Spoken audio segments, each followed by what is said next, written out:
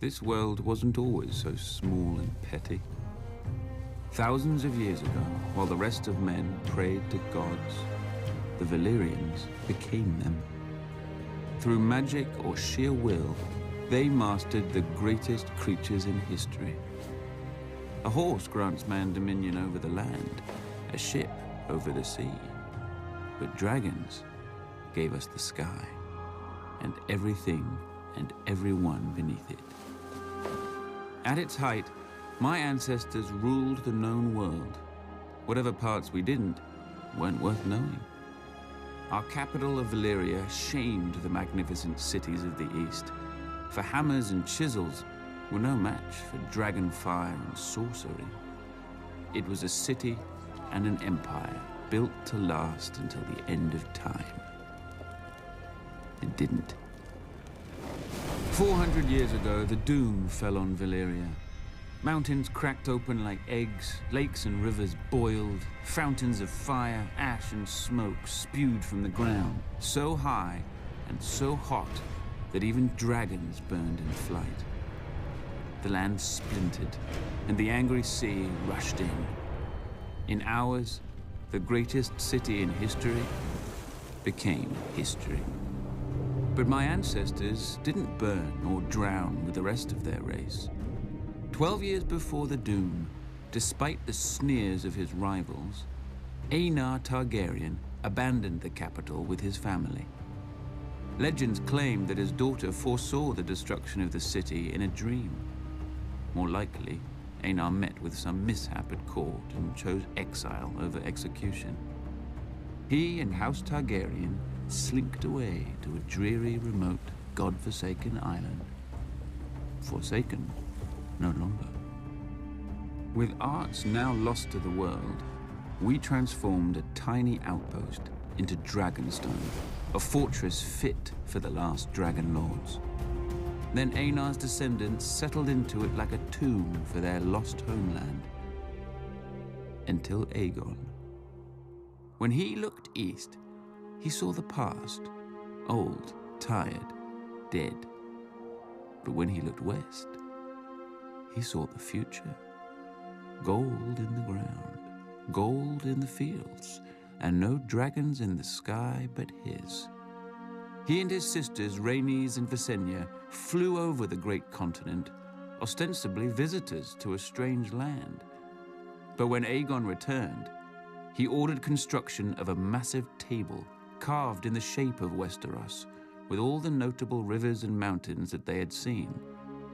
A personal map of the Seven Kingdoms, then ruled by 7 squabbling families.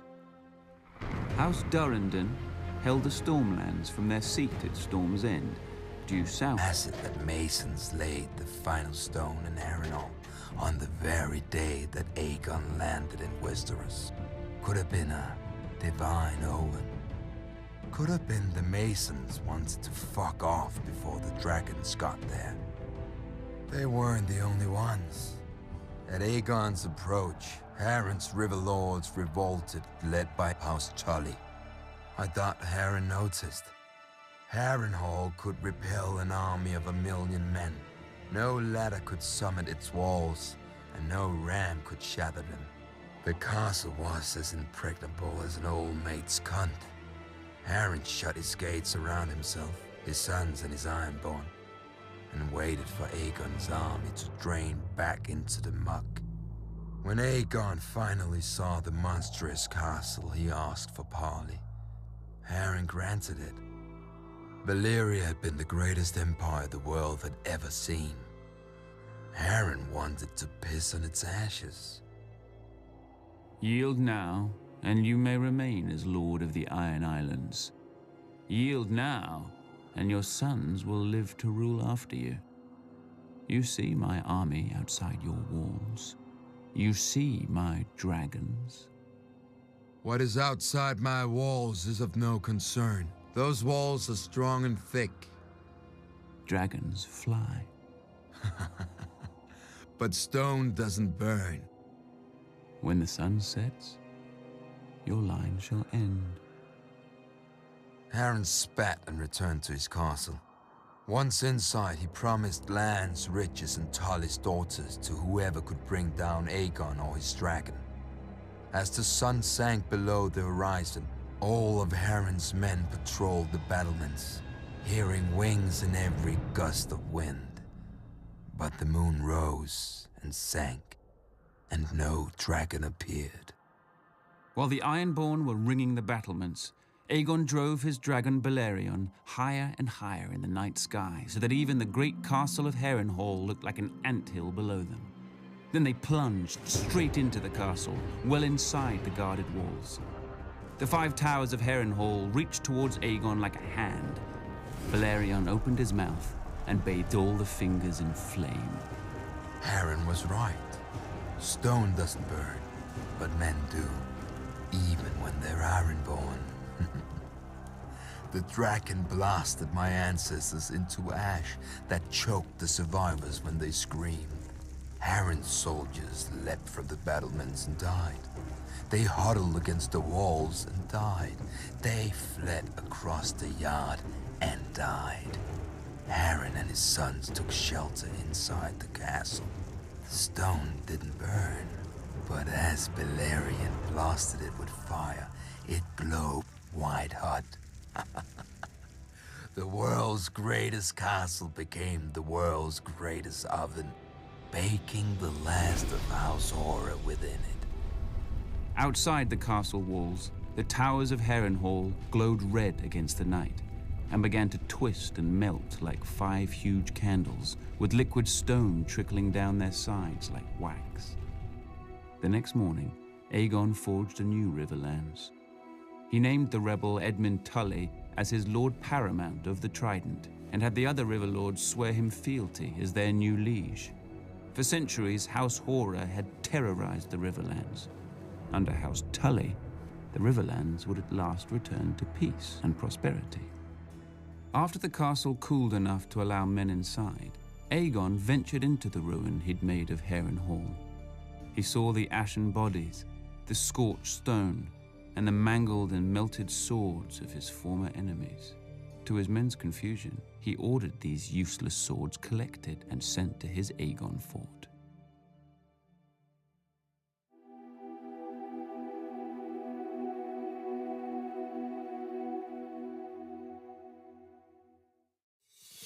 While Aegon marched on Harrenhal after his coronation, Orys Baratheon had taken most of his forces and his queen Rhaenys with her dragon south to deal with the excuse for the invasion. Argilac the Arrogant, king of the Stormlands. Argilac had his seat at Storm's End, a castle considered the most impregnable in Westeros after Harrenhal. Argilac may have been arrogant, but he wasn't stupid or a coward. His lords advised him to shut his gates and wait out the siege. But he'd heard what had happened at Harrenhal and refused to die a suckling pig cooked in his own castle. He would meet victory or defeat the same way, with sword in hand. He called his banners and marched to meet Orys Baratheon in the field. Thanks to Rhaenyra's dragon, Meraxes, Orys knew Argilac was coming, how many men he had, and how fast he marched. So Orys simply seized the high ground and dug in on the hills to wait for Argilac. As the two armies approached, the wind rose to meet them and the rain poured. When the horn blew for battle, their armies swept around Aegon's flanks, and their iron fist of mounted knights smashed through his center before the dragons could even enter the fray. But then, Aegon and his sisters took flight and unleashed their dragons not on the soldiers, but on the dry fields all around them. The iron fist unclenched and became a hand outstretched for mercy. As Aegon promised, he had none. More than 4,000 men died in the fires, another 1,000 escaping them. Tens of thousands returned home as monsters, burned and scarred beyond recognition. House Gardner never returned at all. The Field of Fire, as the singers call it, claimed the last of the Gardner line, and House Tyrell rose in their stead as Lords of the Reach and Wardens of the South. As for my illustrious ancestor, when King Lawrence saw the battle was lost, he rode through a wall of flame and smoke to safety, or at least to a heroic capture a day later, where he laid his sword before Aegon and knelt. Aegon, true to his word, spared him and confirmed House Lannister as Lords of Casterly Rock and Wardens of the West. Why wouldn't he? A Lannister always pays his debts, and now we owed our lives to the crown. That was worth centuries of subservience at least. Besides, Aegon had a fetish for collecting swords, not heads. He added Lawrence to the pile his men had retrieved from the Field of Fire and sent them back to the Aegon Fort.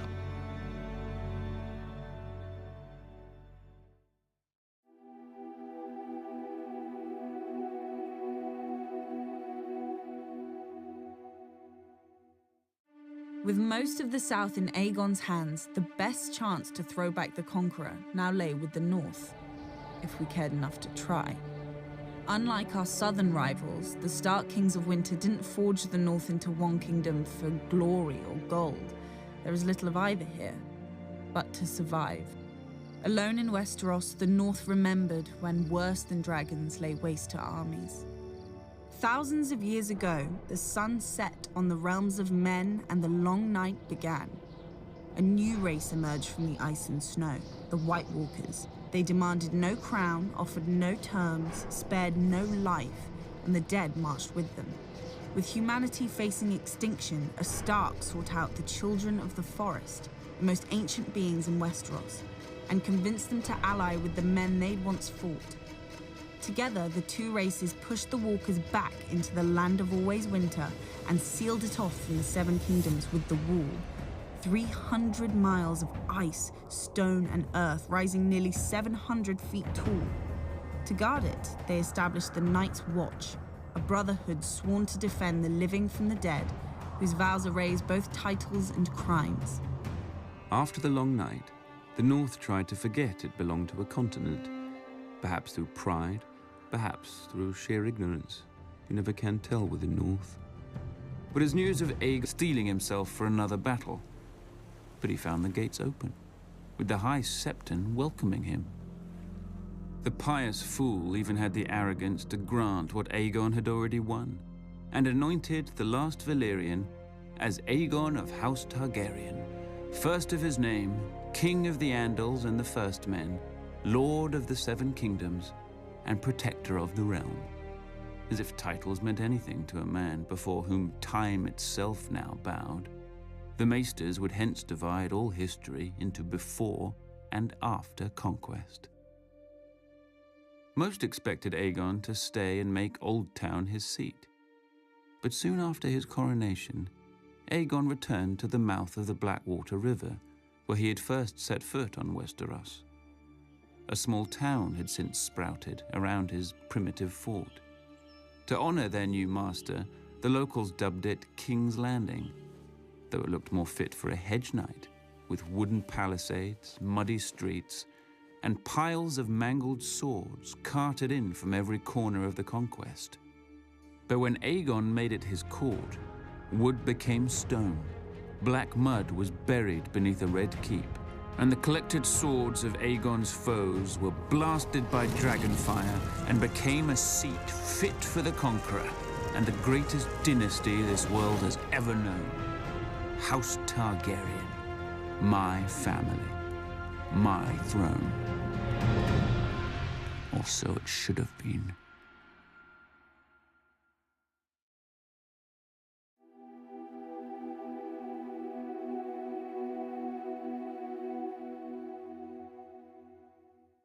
But while Aegon titled himself Lord of the Seven Kingdoms, in reality he held only 6. The 7th, Dawn, had never knelt. Visenya had flown into the Vale and returned with its crown. Mimicking her sister, Rhaenys had flown over the enemy force holding the passes into Dawn and landed in the castle of its ruling lady, Princess Meria of House Martell. Meria was 80 years old, fat, bald, and blind. Behind her back, many sniggered at her as the yellow toad of Dawn. The beautiful Rhaenys probably thought as much when they met. She demanded Princess Meria kneel to her brother Aegon, though she allowed that on account of Meria's age and health a simple vow of submission would do. But the princess told the queen that the Targaryens weren't wanted in Dawn, and no Martell would ever bow, bend, or break no matter how badly they burned.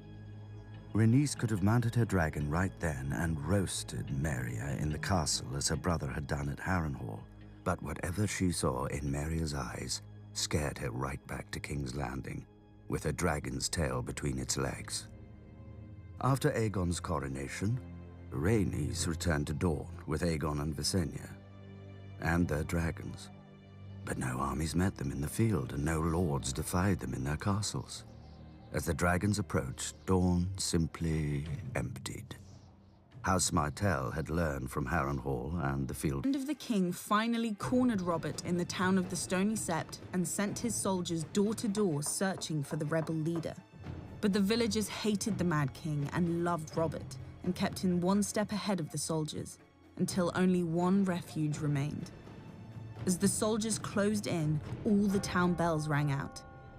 Hearing of Robert's plight, our father and Jon Arryn had rushed to the Riverlands and enlisted our grandfather Hoster Tully to help them. Together, they routed the Hand's army and rescued Robert. To celebrate and cement the Tully alliance, our father wed our mother Catelyn, and Jon Arryn took our aunt Lysa. Only a fortnight later, both men rushed back into the field, for the dragon had finally woken. While my father's servants were losing my father's kingdoms, my brother Rhaegar had been cooped up with his mistress, whore, whatever else. I'd call her a distraction.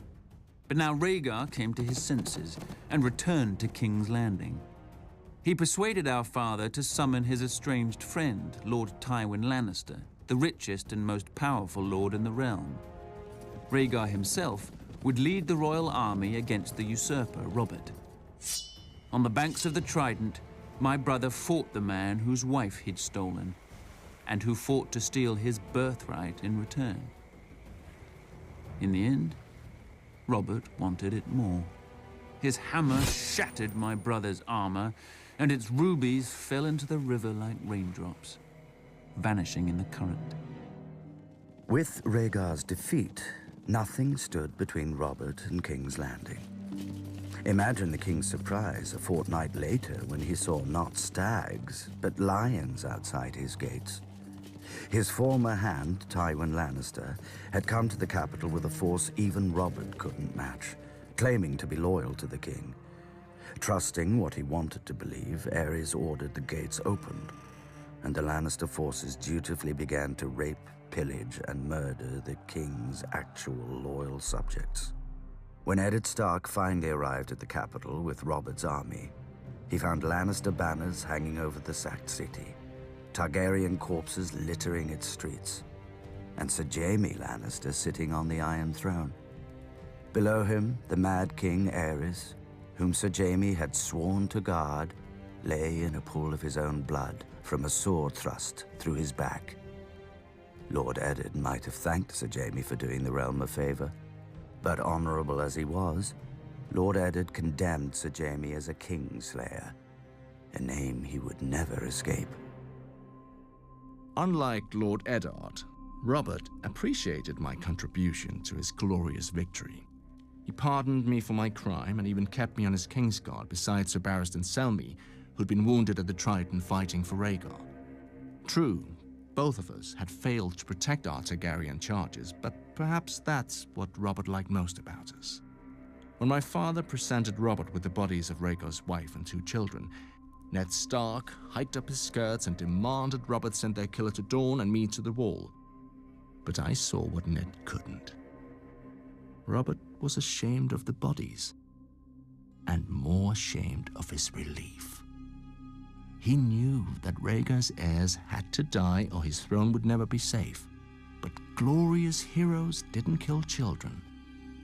They simply didn't punish their murderers. No doubt I would have suffered a similar fate. But my father had wisely sent me and my pregnant mother to Dragonstone. When the usurper heroically sent men to kill me and my newborn